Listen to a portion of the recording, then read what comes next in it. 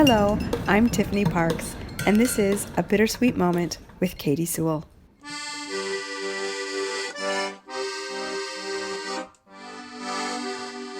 Hello, this is The Bittersweet Life. I'm Katy Sewell, and this is your midweek Bittersweet Moment. Now, we all have talents, some that we know about and use all the time, some that we have yet to discover in ourselves, and some that we know all about, but we're not quite sure what to do with that talent just yet.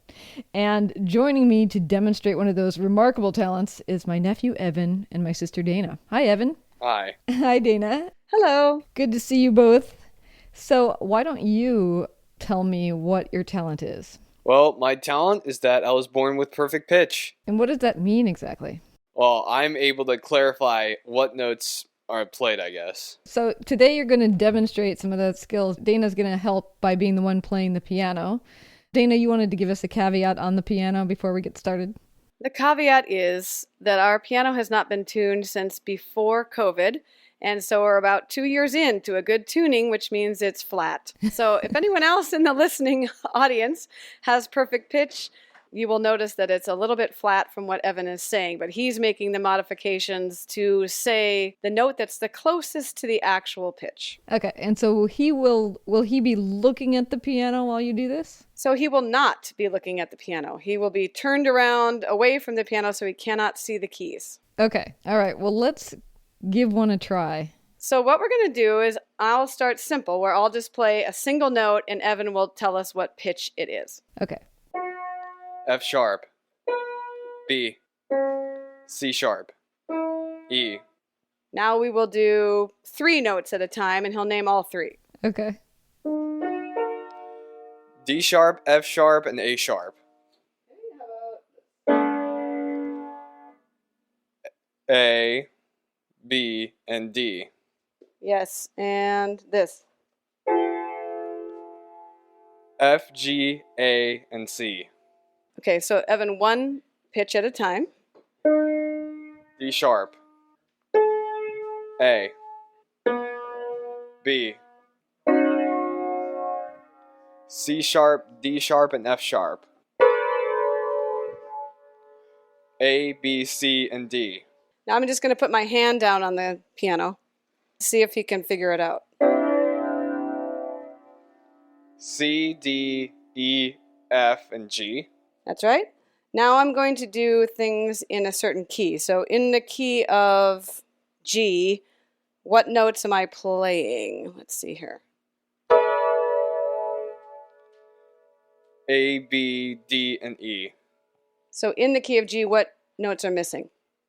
G and C. F sharp. Yep. Okay. And let's see, oh goodness, what can I do? How about, let's see here. I could just play a tonal cluster. Okay, which notes are these? F sharp, G sharp, A sharp, and B. That's right. And let's do something like I don't know how to do this. Let's see. I'm going to pick some from the lower part of the keyboard and the higher part of the keyboard. Okay. Low A and B, high F and G. So tell me, Evan, or Dana, maybe you can answer this. How did you figure out that this was something that you could do? Well, I mean, I sort of learned music and I learned all the note names and I know what each note name sounds like. But the story goes back earlier than that. He was playing a computer game that is similar to Pong, where each note name has a different color and they zoom around the screen, and when it hits one of the 4 walls, it emanates a pitch. And one day we were probably riding in an elevator and Evan heard the sound in the elevator. He said, "Oh, that's light blue." And I said, "What do you mean?" He said, "That note is light blue." So I said, "Okay." And we went over to the piano. I said, "Well, what's this note?" And he said, "That's orange." And I played a different note. He said, "That's pink."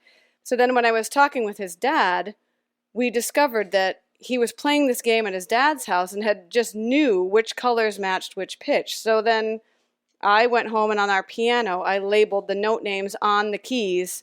So instead of saying colors, he would say the note name. And that was when he was about 5. So that's when we realized he had the ability to hear perfect pitch, or absolute pitch as it's called. So, Evan, as you walk around the world, if you have perfect pitch, does that mean you are constantly hearing sounds and thinking that's a G sharp or something like that? Yeah, in a way, that's sort of how I do stuff. Well, tell me more about that.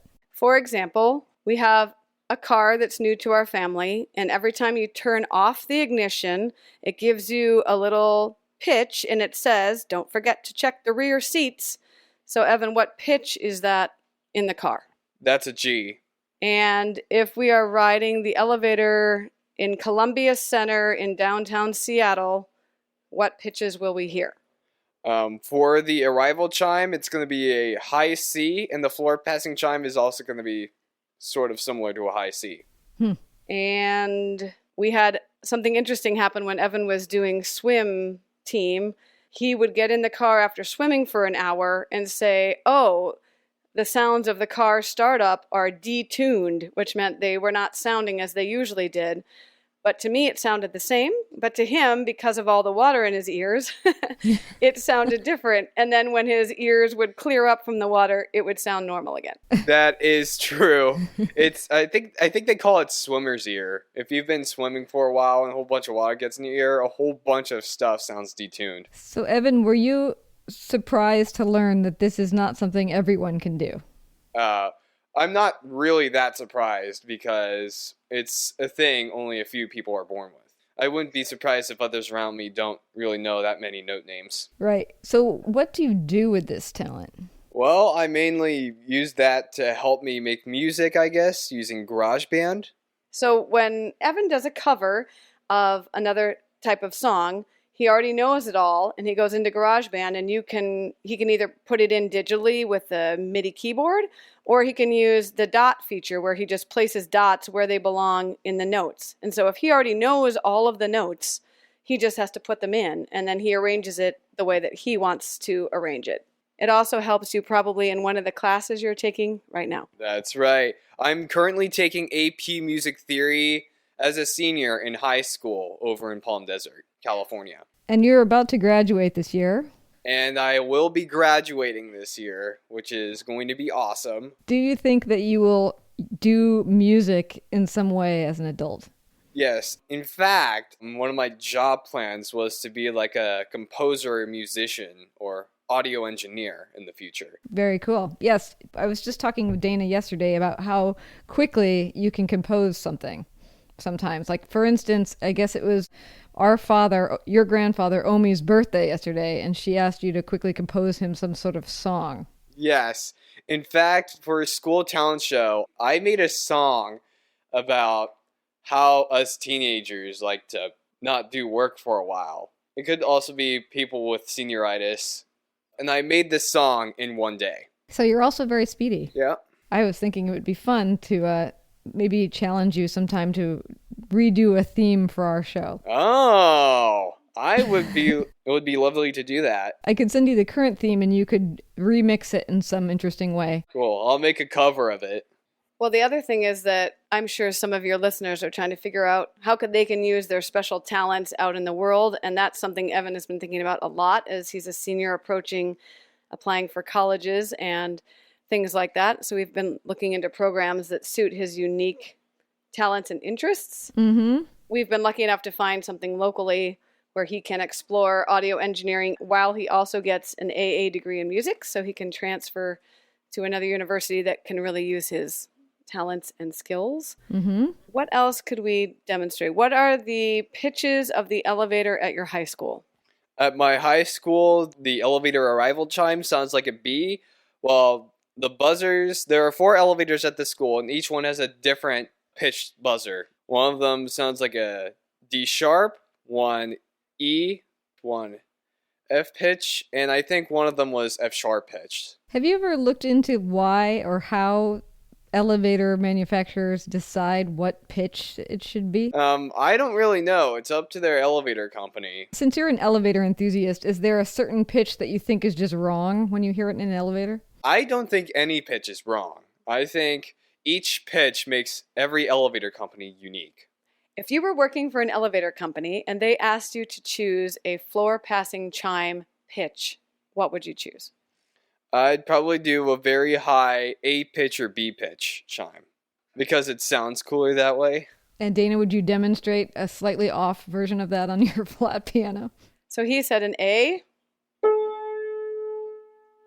which is slightly higher than that note you're hearing. I was thinking of like an octave higher or something. Oh, I'm sorry. Here we go. Another octave higher. Yeah, like that. Let's do one more thing. What is this pitch? Doo, That's a C. doo, D. la, Oh, that's la. that's kind of between a D sharp and an E. Aww. F sharp, leaning toward an F. Okay, Katie. Katie, you sing a note.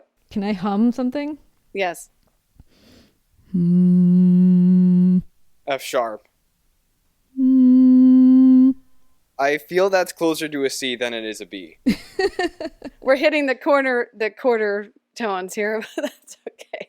Yeah, that's so fun. So fun. All right, well, best of luck. I can't wait to see what ends up happening with you. Definitely. And your future, of course. Definitely. Well, and until next time, this is The Bittersweet Life. I'm Katy Sewell. Talk to you soon. Bye. But wait, before you go, I sent the Bittersweet Life theme to Evan after we talked. And in less than 20 minutes, he had a synth remix back to me. Now, you likely know the original theme, but just in case, here is a shortened version of it.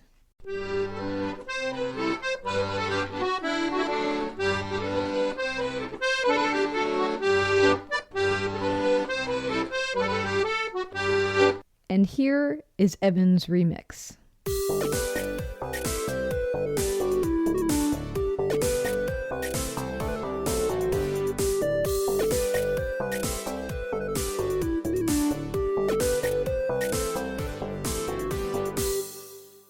And I will leave you with one of Evan's original songs.